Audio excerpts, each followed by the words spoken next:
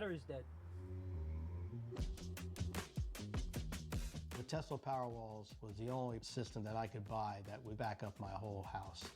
We've had outages during the snowstorms. We had one hurricane went through and the power line went down. Drag the generator outside. Half the time it's raining or flashlight, so you gotta navigate it through the dark, get everything plugged in, then crank it up. My wife's not going to be able to pull the generator out of the shed like I do because it's just too heavy. The generator operates on a certain amount of gallons of gas per hour. It was just a lot of money to maintain it. I like to go out Sunday morning on the deck here and listen to the water. Every Sunday at 10:15, his diesel mammoth generator trips over and goes for 15 minutes and just blares. And I'm like, There's no noise from the Powerwall, not even a buzz.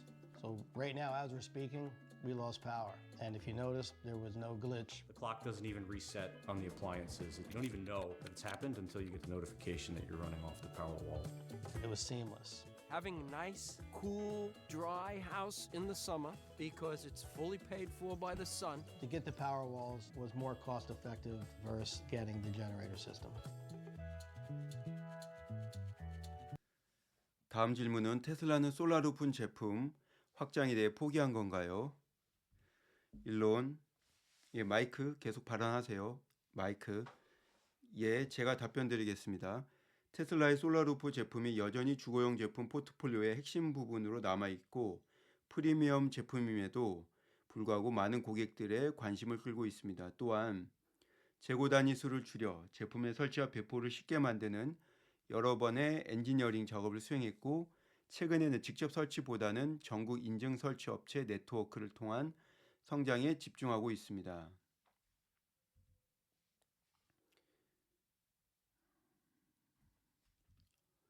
일론, 예, 그것이 실제 더 나은 방법임이 입증되었습니다. 단순히 솔라루프를 루프 산업에 공급하는 겁니다. 특히 누군가 어쨌든 새로운 지붕을 설치하거나 새 집을 건설 중이라면 지붕의 20년 수명 주기가 여전한 상황에서 솔라루프를 교체 설치하는 것과는 달리 솔라루프를 설치하기 위한 가장 효과적인 타임입니다. 만약 새로운 집이거나 어쨌든 지붕 교체가 필요한 경우라면 솔라루프는 상당히 타당합니다. 이는 마치 모델 S, 모델 X처럼 프리미엄 제품입니다. 당신의 집이 전력을 생산하기에 이는 정말 멋진 겁니다. 더욱이 테슬라의 파워월과 결합한다면 전력의 자급자족이 가능해집니다. 전력망이 며칠간 정전이 되어도 당신의 집은 여전히 가동될 것이며 당신의 지붕은 멋져 보일 겁니다.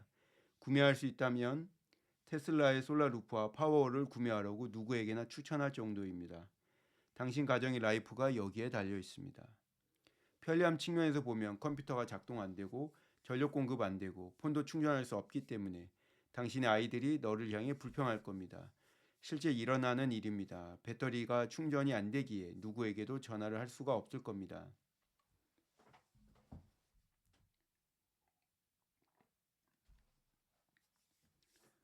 감사합니다. 다음 질문 역시 개회사에서 다뤘기에 패스하겠습니다.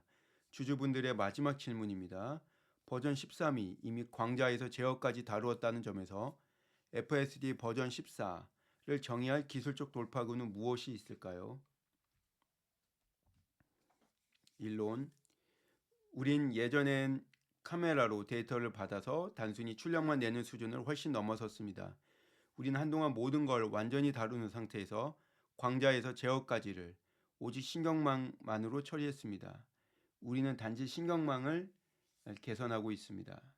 우리는 어느 정도 기술적 세부 사항의 일부를 논의할 수 있습니다.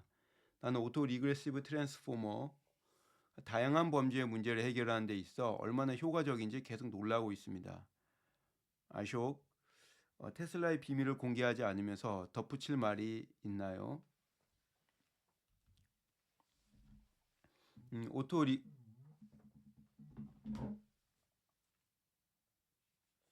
오토 리그레시브 트랜스포머는 AI와 머신러닝에서 중요한 모델의 한 종류입니다.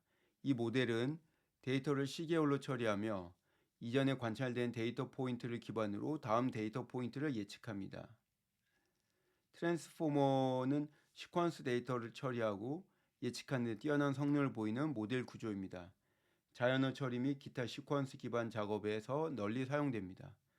예를 들어 GPT-3 같은 모델 오토 리그레시브 트랜스포머의 한 예입니다. 이 모델은 문장의 앞부분을 기반으로 다음 단어를 예측하여 자연스러운 텍스트를 생성할 수 있습니다. 테슬라의 FSD 기술이 이제 버전 13에서 버전 14로 진화하면서 버전 13의 광자에서 제어까지의 단계에서 버전 14의 신경망 개선으로 초점이 이동하며 이는 AI 학습 능력을 향상시키는 데 중점을 두고 있다는 것을 나타냅니다. 트랜스포머는 버전 13을 기반으로 한 추가적인 기능 향상이나 기술 발전 부분에서 언급된 대로 다양한 문제를 해결하는 데 효과적인 신경망 아키텍처 유형입니다. 이는 트랜스포머 모델이 순차적인 시계열 데이터를 효율적으로 처리할 수 있는 능력 때문에 AI 분야에서 점점 더 많이 사용되고 있는 트렌드를 반영합니다. 데이터셋에 코너 케이스 추가하는 건 머신러닝에서 모델이 드물거나 비정상적인 상황을 효과적으로 처리할 수 있도록 보장하는 더 큰 도전 과제와 관련이 있습니다. 이는 자율주행 시스템이 리얼월드 조건에서 안전하게 주행하는 데 매우 중요합니다.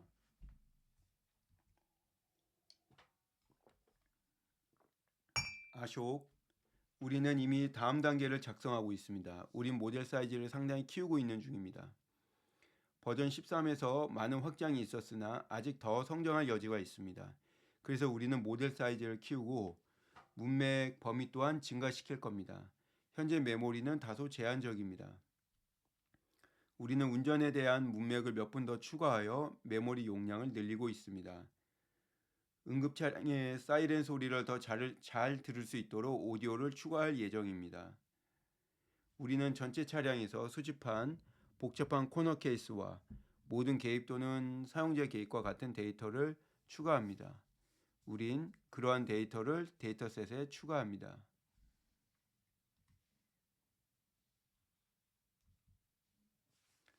따라서 우리는 기본적으로 모든 측면, 즉 학습 연산, 데이터셋 크기, 모델 크기, 모델 컨텍스트 문맥, 그리고 강화 학습 목표를 확장하고 있습니다.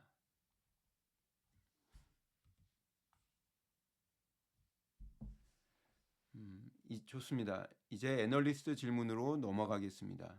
첫 번째 질문은 번스타인의 다니엘 로에스카입니다. 질문하세요. 다니엘, 일론, 테슬라의 주가는 이미 일론이 오늘 발표한 예측되는 이점의 상당 부분을 명확하게 반영하고 있습니다만 일론이 요구한 일종의 어렵지만 달성 가능한 부분들이 실현되는 데는 시간이 소요될 겁니다. 당신이 서술한 테슬라의 가치를 실현하고자 혁신을 가속화시키기 위해 경영진들에게 다르게 요구하는 부분이 있습니까? 일론, 우리는 현실 세계 AI를 완성하는 데 작업 중이며 주간 단위로 빠른 진전을 이루고 있다고 생각합니다. 월간 단위로 확실히 진전을 이루고 있으며 종종 주간 단위로 개선이 이루어집니다. 저는 테슬라 AI 팀과 옵티머스 팀과 많은 시간을 보냅니다. 문제를 본질적으로 다루는 것 같습니다. 불행하게도 때때로 테슬라 임원들과 대화하지 않는 경우가 있는데 그들이 우린 당신을 자주 못해요 라고 말합니다. 그러면 저는 그건 여러분의 직원이 훌륭하게 일하고 있기 때문이에요. 여러분의 직원은 정말 잘하고 있어요 라고 말합니다. 불행히도 저는 문제 있는 곳으로 가기 때문에 그들을 자주 보지는 못합니다. 당면한 가장 큰 난관이 무엇이냐입니다. 그래서 분명히 옵티머스와 관련된 많은 난관이 있고 그건 해결하기 어려운 문제입니다.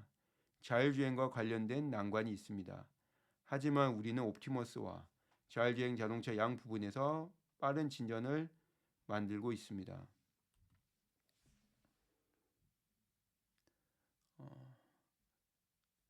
추가 질문입니다. 당신이 필요로 하는 부분들이 준비되었다고 확신을 가지고 있는 것으로 들립니다. 12개월 후로 가서 되돌아본다면 계획대로 올바른 방향으로 잘 진행되고 있다 말해줄 수 있는 두세 개의 핵심 성과 지표로는 뭐가 있나요? 그게 제가 찾고 있는 겁니다. 또는 반대로 당신의 생각에 이를테면 되돌아가서 팀이 더 잘 수행할 수 있도록 무언가를 변화시킬 필요가 있는 즉 문제가 될 가능성이 높은 부분은 어디인가요? 1론 나의 예측이 상당히 정확할 것으로 생각합니다. 주목할 만한 부분은 때때로 사람들은 1론은 항상 늦어 라는 말을 합니다. 실제 내가 늦을 때만 보도하는 언론이 문제입니다. 내가 빠를 때는 일절 보도하지 않습니다. 확신하건대 전 낙관론자이나 또 그렇게 낙관론자도 아닙니다. 기가 샹하이 준공처럼 실제 예정보다 빨랐던 과거에 많은 사례들이 있습니다. 공장 건설 완료는 일반적으로 예정보다 앞서 마무리되는 것이 일반적입니다. 25년 말 텍사스 어스틴과 미국 내 몇몇 다른 도시에서 언슈퍼바이즈드 FSD 출시하는 것에 매우 확신합니다. 최소한 내년 26년도에는 미국 모든 지역과 북미에서 가능할 겁니다. 내년에 제가 생각하는 제약 요인은 규제일 겁니다. 예를 들어 유럽은 정말이지 관료주의 규제가 겹겹이 쌓여 있어 정말이지 해결할 필요가 있습니다. 농담이나 미국은 혁신을 추구하고 유럽은 규제를 합니다.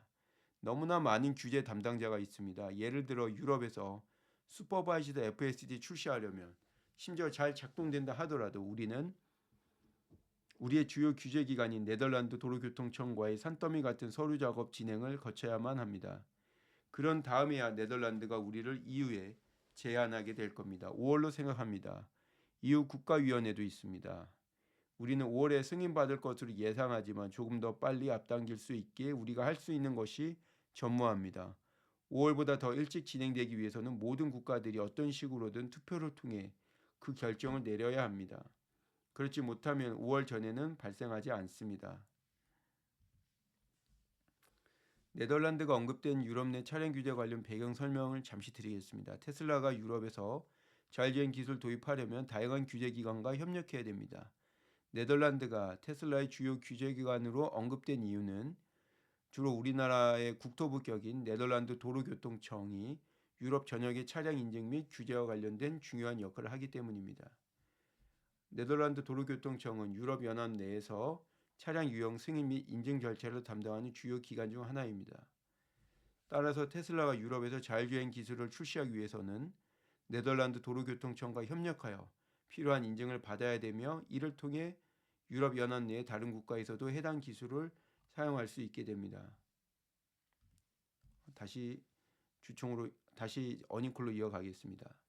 그럼 유럽에서 언슈퍼바이즈드 FSD가 많아지는 시기는 아마 다음해 26년도 5월 아마도 잘 모르겠습니다. EU가 언제 다시 미팅할지 찾아야 됩니다. 때때로 12개월 간격, 때때로는 6개월 간격입니다. 거대한 시장 중국에서 공산당은 학습 영상의 국외 반출을 허용하지 않기에 우린 난관에 직면해 있습니다. 미국 정부 역시 중국에서 데이터 트레이닝 하는 걸 허용하지 않습니다. 그래서 우린 약간 곤란한 상황입니다. 진퇴양난입니다. 테슬라가 중국에서 FSD 기술을 확장하는 데 직면한 어려움이 있습니다. 미국 정부는 국가안보와 기술 보호를 위해 중국에서 데이터 트레이닝을 허용하지 않고 있습니다. 그러나 테슬라는 중국에서 데이터 센터를 운영하고 있습니다. 이를 가능하게 한 방법은 중국의 현지 클라우드 업체와 협력하는 겁니다. 테슬라는 중국의 클라우드 서비스 제공 업체와 협력하여 데이터를 저장하고 처리하고 있습니다. 중국에서 비통신사 데이터 센터 운영 사업자로 규모가 가장 큰 GDS 홀딩스가 대표적입니다. 이런 협력을 통해 테슬라는 중국에서 FSD 기술을 테스트하고 개발할 수 있게 되었습니다. 이는 중국 시장에서의 경쟁력을 강화하고 중국의 규제와 요구를 충족시키기 위한 중요한 전략입니다. 다시 어니콜로 넘어가겠습니다. 우리는 문자 그대로 인터넷상에서 구할 수 있는 중국의 도로 영상을 보고 이를 이해하고 해당 영상을 우리의 비디오 트레이닝에 추가하는 식으로 문제를 해결하고 있습니다. 이런 식으로 공개적으로 이용 가능한 중국 내의 도로 표지판과 교통규칙 영상을 트레이닝에 사용할 수 있습니다. 우린 이 영상들을 매우 정교한 시뮬레이터에 넣고 있습니다. 중국에서 버스 전용 차선을 위한 시뮬레이션을 사용하여 트레이닝 할 겁니다. 중국에서 FSD 작업을 하는 데 있어 가장 큰 난관은 중 하나는 복잡한 버스 전용 차선입니다. 버스 전용차로 진입이 허용되고 허용되지 않는 문자 그대로 특정 시간대에 존재합니다. 만약 뜻하지 않게 잘못된 시간대에 버스 전용 차로에 진입하게 되면 그 즉시 자동으로 범칙금이 발급됩니다. 중국에서 버스 전용 차로는 꽤나 중요한 문제입니다. 버스 전용 차로 관련된 부분을 학습시키고자 우리의 시뮬레이터에 집어넣었습니다. 차량은 버스 전용 차로 진입이 가능한 시간대와 교통 표지판을 식별할 줄 알아야 합니다. 우린 해결할 거고 전 올해 거의 모든 나라에서 언슈퍼바이스드 FSD 할 수 있을 것으로 생각합니다. 제약 요인은 기술적인 부분이 아니라 규제 이슈일 뿐입니다.